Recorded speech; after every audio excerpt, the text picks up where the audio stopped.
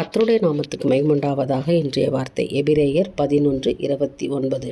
விசுவாசத்தினாலே அவர்கள் சிவந்த சமுத்திரத்தை உலர்ந்த தரையை கடந்து போவது போல கடந்து போனார்கள். என கருமையானவர்களை, இஸ்ரவேல் ஜனங்களை தேவன் வழிநடத்தி கொண்டு வந்த விதம் எப்படி கொண்டு வந்தார் இல்லையா? செங்கடலை பிளந்து கர்த்தர் கொண்டு வந்தார். அதுதான் இங்கே நம்ம படிக்கிறோம்.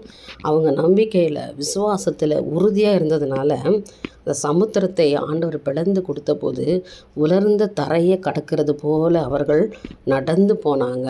எனக்கு அருமையானவர்கள், அப்படிப்பட்ட ஒரு அற்புதம் செய்ய தேவன் இன்றைக்கு காத்து கொண்டிருக்கிறார். உங்களுக்கு செய்ய போகிறார். நீங்கள் கடல் மாதிரி பிரச்சனை இருக்குது, உபத்திரம் இருக்குது, எனக்கு வழி திறக்க யாருமே இல்லைன்னு நினைக்காதீங்க.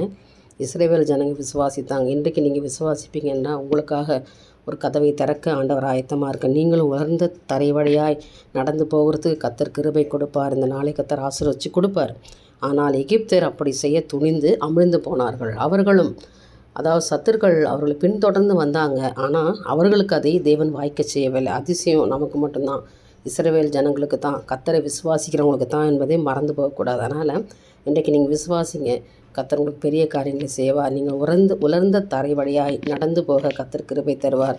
செங்கடலை பிளந்த தேவன் உங்கள் வாழ்க்கையில் இருக்கிற போராட்டமான சூழ்நிலை கர்த்தர் தடுத்து நிறுத்தி எல்லாவற்றையும் மாற்றி மிகப்பெரிய ஒரு அற்புதத்தை இந்த நாளில் உங்களுக்கு செய்வாராக. என் தேவனுக்கே மகிமை உண்டாகட்டும். ஆமென்.